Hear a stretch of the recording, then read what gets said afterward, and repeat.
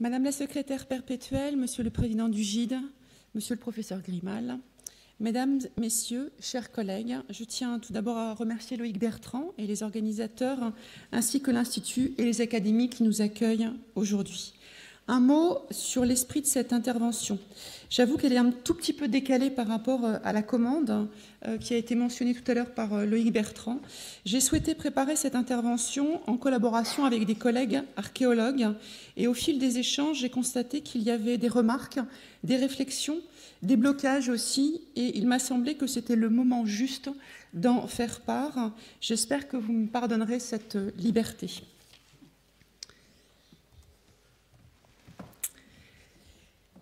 L'image est puissante, évocatrice, métaphorique. Une silhouette se détache de dos, anonyme. L'homme se tient debout, les jambes bien droites, face à une étroite galerie. Il tient une lampe invisible qui projette un halo de lumière devant lui et au-dessus de lui. Elle éclaire cet espace naturellement plongé dans le noir. Elle dessine leur relief aux parois et illumine les plafonds qui s'animent de peintures d'animaux. Le contraste est puissant entre l'homme immobile et le jeu des lumières qui met en mouvement ses bovins et cervidés. Dans le ballet des ombres, le taureau de l'angle gauche semble presque surgir du noir pour se précipiter sur la paroi blanchâtre et irrégulière. L'homme incarne physiquement et symboliquement l'archéologie. Ces vestiges reposaient là depuis des millénaires. L'homme qu'il surplombe et enveloppe est à l'image de l'archéologue, à la fois découvreur et chercheur. Il fait basculer dans le temps présent des témoignages restés longtemps silencieux. Mais dès lors qu'il hérite de ces traces surgies du passé, il est acteur et a le devoir de les étudier comme de les préserver. Nous sommes à Lascaux, un lieu réunissant tous les ingrédients pour nourrir le mythe. Découvert en 1940 par hasard par des enfants et leurs chiens, il incarne le trésor caché. C'est un lieu évocateur pour tous aujourd'hui en termes de patrimoine et d'archéologie. Un lieu aussi particulièrement emblématique de ce que je viens d'évoquer au travers de cette photographie. Un archéologue présent, calme, qui a reçu en héritage un patrimoine historique sous forme de traces matérielles, qu'il observe et interroge pour comprendre ceux qui les ont produites et se sont tus. Un patrimoine qui surgit à la lumière que l'homme apporte et qui retourne dans l'obscurité lorsqu'il s'en va. Un patrimoine qui à la fois le domine physiquement dans cette salle de la grotte, mais qui est également fragile et dont l'homme porte toute la responsabilité d'étude et de préservation. À Lascaux, cette dimension est d'autant plus forte que l'ouverture de la grotte au public a entraîné sa dégradation en un demi-siècle, alors que les peintures étaient restées préservées pendant des milliers d'années. Cette réalité qui s'incarne magnifiquement à Lascaux valent aussi pour les situations archéologiques de manière plus globale, qui sont souvent plus modestes, car bien sûr, les grottes ornées ne résument pas toute l'archéologie. Les traces du passé très anciennes ou plus récentes, enfouies, englouties ou juste cachées, au regard sont multiformes. Mais elles portent toutes, modestes ou resplendissantes, une part de l'histoire de l'humanité que les chercheurs ont la mission d'analyser et de restituer à leur père comme à la société, tout en gardant à l'esprit la nécessité de conserver au mieux ces vestiges pour les générations futures dans ces différentes composantes. Immense défi dont les modalités ont très largement évolué au fil du temps. Les traces matérielles de l'archéologie relèvent donc d'une rencontre entre l'homme et le passé, une rencontre directe, un contact qui abolit le temps entre aujourd'hui et le moment de vie durant lequel des hommes ont réalisé des peintures, ont fabriqué des maisons ou des objets, ont enterré leurs morts, ont prié, se sont entretués ou ont fait bien d'autres choses. Les gestes de ces actions humaines sont en eux-mêmes immatériels. Cependant, et c'est notre chance, ces actes qui s'évanouissent avec le mouvement produisent des réalités matérielles qui, pour certaines, parviennent jusqu'à l'homme d'aujourd'hui de manière presque involontaire et conditionnée par de nombreux facteurs. Cet héritage polymorphe est constitué d'espaces naturels aménagés comme les grottes ou des constructions, de structures, des aménagements fossiles, des objets, des écofacts, des macro-restes, on vient d'en voir. Toutes ces données variées ont en commun leur matérialité. Et qui dit matérialité entend matériaux, nous y voilà. Les matériaux, de quoi s'agit-il pour les archéologues ? La réponse actuelle recouvre une documentation très vaste, car toute trace du passé est désormais source archéologique. Tout ce qui est conservé de manière tangible, directement ou indirectement, tout ce qui relève, en somme, de la matérialité de l'archéologie. En 2017, c'est un fonds d'archives immense et d'une très grande diversité. On peut en dessiner le profil et l'état, tout en sachant que ce corpus n'est pas stable. Il s'inscrit dans une dynamique forte qui marque l'histoire de l'archéologie. Il n'a pas toujours été ce qu'il est aujourd'hui, ni quantitativement, ni qualitativement. Il est destiné à évoluer encore, en nombre comme dans sa nature. Il est même difficile d'estimer ce que seront les corpus de l'archéologie de demain, dans 50 ans ou dans un siècle. Ou plutôt, si la liste des données elle-même évoluera sans doute moins qu'elle ne l'a fait depuis 150 ans, les possibilités d'exploitation de ces données, en termes d'apport d'informations et de connaissances, s'avèrent beaucoup plus complexes. Pour mieux mesurer l'inconnu qui nous attend et nous oblige à la fois à être modestes et à réfléchir, mettons en perspective ce qui s'est passé depuis les débuts de ce que l'on pourrait appeler une science archéologique, ou une archéologie peu à peu constituée en un domaine de recherche. Les matériaux de l'archéologie au début du XIXe siècle, lorsque presque tout a commencé, si l'on peut dire, et que l'on est passé du collectionnisme à l'archéologie, étaient constitués des objets fabriqués par l'homme, dans des matériaux clairement identifiables. Dans un siècle positiviste, l'évolution des utilisations des matériaux anciens était associée à des degrés croissants de complexification technique, celle-ci allant de pair avec une supposée évolution des sociétés considérées comme progressistes. Pour désigner la succession des sociétés orales anciennes, celle de ce temps découvert au XIXe siècle que l'on a fini par appeler la préhistoire en 1867, le Danois Christian Jørgensen Thomsen, premier directeur du musée de Copenhague, a proposé une tripartition dans les années 1830 selon 3 matériaux associés à cette idée d'évolution technique et sociétale, pierre, bronze, fer. En 1865, lorsque l'archéologue britannique John Lubbock subdivise et transforme la tripartition en une quadripartition, toujours dans une logique évolutive, il dissocie pierre taillée et pierre polie. Il aurait pu, et pour de multiples raisons, c'eût été une bonne idée, proposer de garder un âge de la pierre pour le paléolithique et inventer un âge de la céramique correspondant au néolithique. De manière plus générale, l'archéologie au XIXe siècle se subdivise entre 2 grands ensembles de corpus documentaires qui recouvrent ce que l'on pourrait considérer comme 2 archéologies. Un corpus composé de manière quasi exclusive d'objets manufacturés et de préférence de belles factures associées à des monuments, dans le cas d'une archéologie, disons, antique et méditerranéenne, héritière directe du collectionnisme dans son volet belle arti. Un corpus composé d'objets, souvent plus modestes, dans une archéologie des temps pré-antiques, qui naît en liaison avec les sciences de la vie et de la terre, et qui intègre dès le départ des données et des matériaux que l'on pourrait qualifier de plus atypiques par rapport à ceux de l'archéologie classique. Des ossements, du bois, des graines. La part du naturaliste y est réelle, même s'il n'est pas encore systématique. Au fil du temps, il y a eu plusieurs évolutions conjointes. Celle des pratiques archéologiques sur le terrain, la collecte des données, la nature même de ces vestiges archéologiques, celle des rapprochements entre différentes aires chronoculturelles par rapport à ces pratiques et collectes d'études. Celle des méthodes possibles, les matériaux de l'archéologie ont évolué et augmenté non seulement car les pratiques sur le terrain ont changé, mais aussi car des méthodes d'exploitation sont nées, ont évolué et ne cessent d'évoluer, d'où la difficulté à prévoir demain ce que les archéologues pourront envisager comme type d'études sur les matériaux. Il n'est sans doute pas inutile de rappeler que ces méthodes de laboratoire ne sont pas nées par et pour l'archéologie. Elles sont nées dans des laboratoires de sciences dites exactes, dures, expérimentales. Le vocabulaire est pluriel. Elles touchent à la science des matériaux, aux sciences de la vie et de la terre, à des domaines scientifiques dont les liens avec les sciences humaines et sociales, les humanités même plus largement, ne sont pas si simples. Et cette liaison entre archéologie et études scientifiques des matériaux dans leur diversité est une des bases fondamentales du caractère pluridisciplinaire de l'archéologie. Sans doute entrons-nous ici dans une zone clé de réflexion, à la fois sur le présent, mais également pour le futur. Nous disposons donc aujourd'hui d'une vaste gamme de matériaux et de méthodes, donc une vaste gamme de possibles. Les supports, comme les méthodes, se sont démultipliés au fil du temps, tout comme les spécialités, avec une question subsidiaire: comment se parler et surtout comment se comprendre au sein de cette pluridisciplinarité attractive en apparence, mais peuplée d'hyperspécialistes. Pour résumer, on pourrait dire qu'il y a désormais, d'une part, une archéologie caractérisée par des données et des matériaux qui n'ont jamais été aussi nombreux, en particulier depuis le développement de l'archéologie préventive. D'autre part, une gamme pléthorique de méthodes scientifiques et d'études et d'analyses, avec des nouveautés quasi annuelles.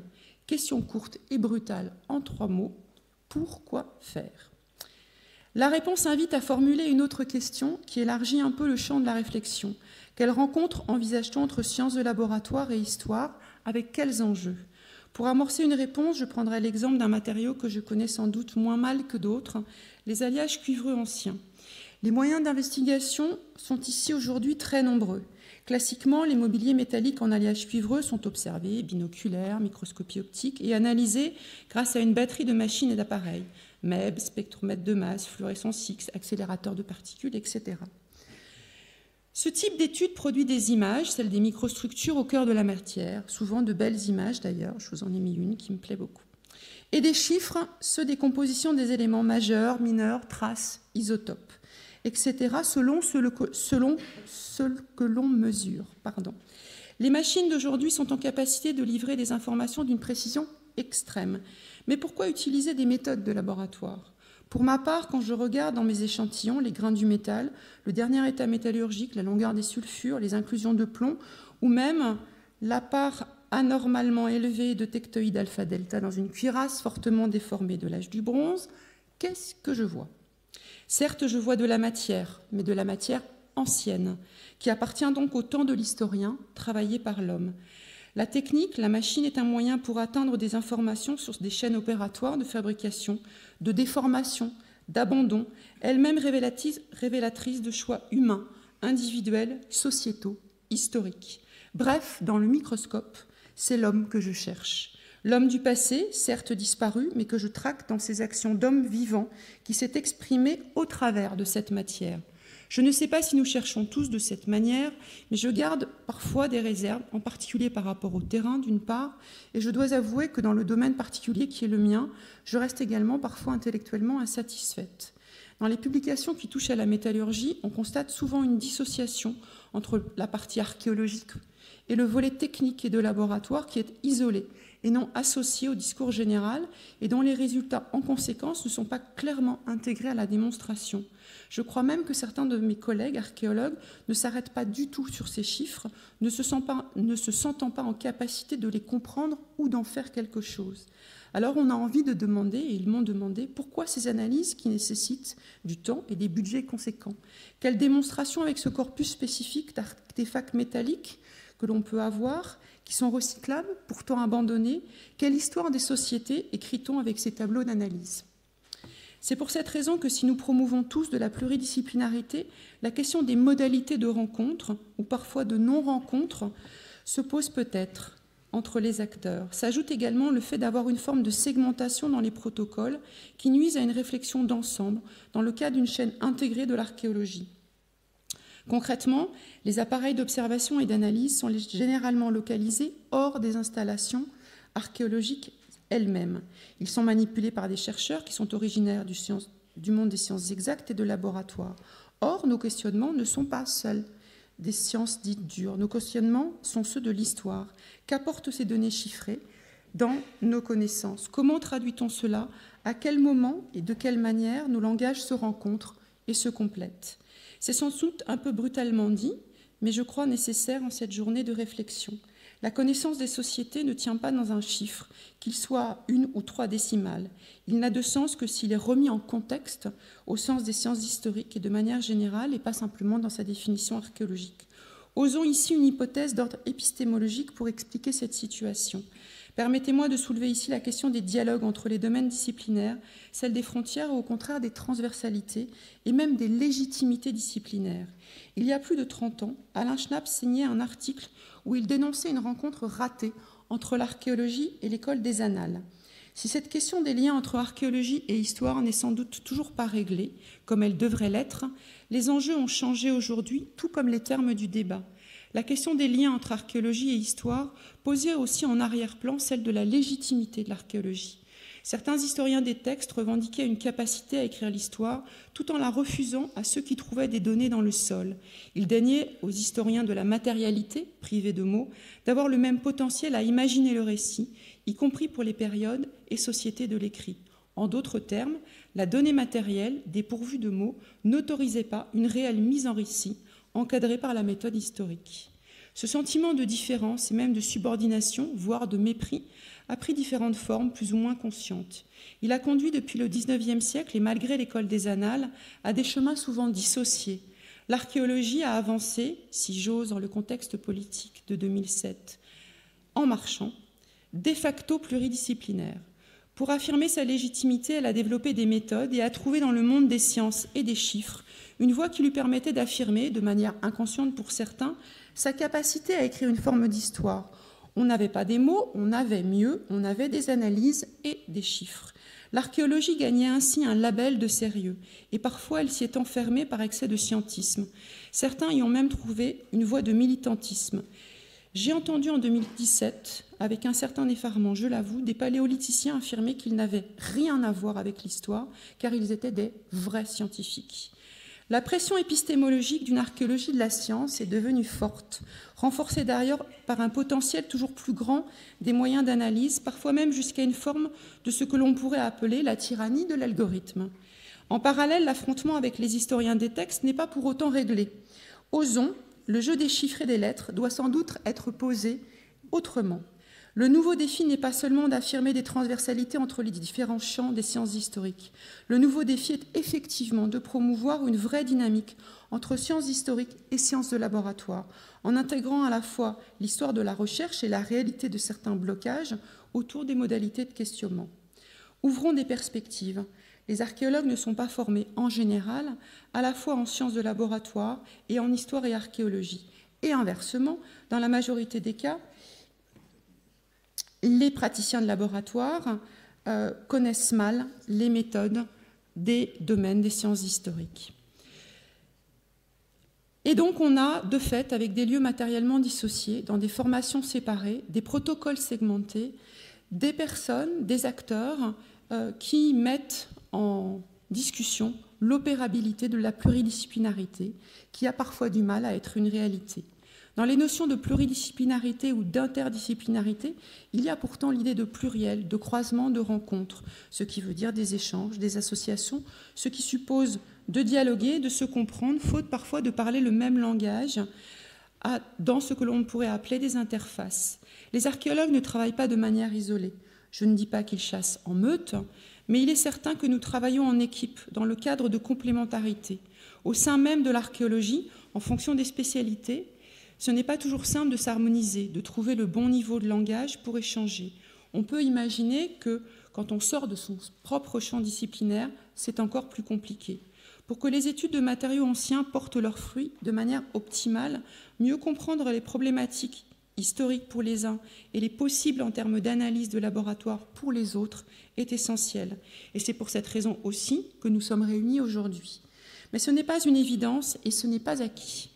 Je l'ai mesuré en particulier lorsque Loïc Bertrand et Isabelle Palot-Froissart sont venus présenter ERIS au CNRA à l'automne dernier. Les archéologues agissent avec une sorte de catalogue en tête avec lequel ils ont l'habitude de travailler. D'un autre côté, les praticiens de laboratoire ne sont pas toujours plongés dans les problématiques historiques qui donneraient un sens aux chiffres fournis par les manipulations. Et certains n'ont jamais mis les pieds sur un chantier archéologique et en ignorent les réalités et les contraintes, sans compter que chacun, dans ce monde qui va trop vite, manque de temps. Peut-être faut-il développer des formations, des échanges, saisir l'occasion d'un montage de projets collectifs pour approfondir ces aspects et ces modes de dialogue. Alors, certains m'ont proposé d'imaginer enfermer dans un séminaire immersif tout le monde au milieu du Morvan. Je vous laisse voir si c'est une bonne proposition. Sans doute aussi, l'association des uns et des autres dans une chaîne intégrée de l'archéologie doit-elle être considérée comme essentielle. Cela signifie qu'il faut prendre en considération la spécificité de la collecte archéologique sur le terrain et envisager que les protocoles d'études en laboratoire démarrent sur le chantier archéologique, et ce pour tous les matériaux, car ici, il y a hétérogénéité des situations.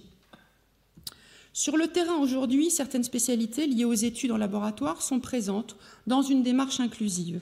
C'est le cas en particulier de l'anthropobiologie, par exemple, et plus largement d'ailleurs des matériaux des mondes des sciences de la vie et de la terre. même si les spécialistes ne manqueront pas de dénoncer des dysfonctionnements, et on connaît tous les sacs de prélèvement qui pourrissent peu à peu sur les étagères. Mais le principe est intégré comme étant normal dans des domaines où la pratique de terrain est normale. Pour certains matériaux et des objets manufacturés, ça se complique. Et pour le métal, c'est particulièrement vrai. Le technologue qui fait les études en laboratoire n'est pas toujours, osons le dire, rarement sur le terrain. Le plus souvent, il reçoit un quelque chose au terme d'un processus qui peut être plus ou moins long, mais dans lequel il peut y avoir eu plusieurs interventions, celle des archéologues, mais aussi, dans certaines situations, celle des restaurateurs, qui est un vrai progrès, mais qui ne devrait pas exclure du terrain le volet laboratoire matériaux. Je n'ose dire que c'est là une situation en partie héritée de cette histoire du XIXe siècle que j'ai évoquée précédemment, mais il y a sans doute là une part de vérité.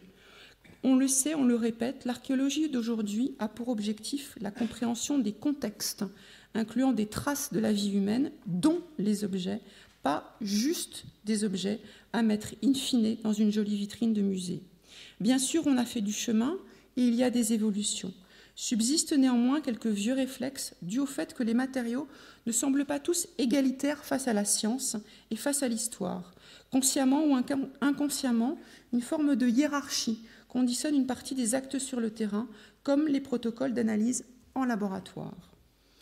Ainsi, un vieux tesson de céramique, commune, pas tout à fait commun celui-là, ne produit pas les mêmes effets qu'un casque en or ou qu'un dépôt en alliage cuivreux, alors qu'il n'est pas exclu que le premier puisse, à part égale, permettre d'écrire l'histoire des sociétés anciennes. Ce regard porté sur les matériaux mérite sans doute quelques débats. Je l'ai dit tout à l'heure en analysant cette photographie de l'entrée du diverticule axial à Lascaux, l'archéologue reçoit en héritage des données et des responsabilités, là aussi de manière collective et partagée. La responsabilité d'étudier, la responsabilité de préserver, la responsabilité de partager la connaissance. Pour les matériaux anciens, sujet qui nous réunit ici, nous avons abordé la question de l'étude dans un cadre pluridisciplinaire et de l'attention à apporter aux interfaces. Sans doute faut-il s'arrêter, pour finir, un instant sur un autre aspect lié à la préservation, celui du tri. Parmi les découvertes, les mobiliers et matériaux que les archéologues mettent au jour de manière exponentielle, et surtout depuis le préventif, on l'a mentionné, avec une diversification jamais atteinte, faut-il tout garder et pourquoi ? Dans ce domaine, comme pour l'archéologie de manière globale, le regard a changé sur ce que l'on collecte et le devenir de ces données.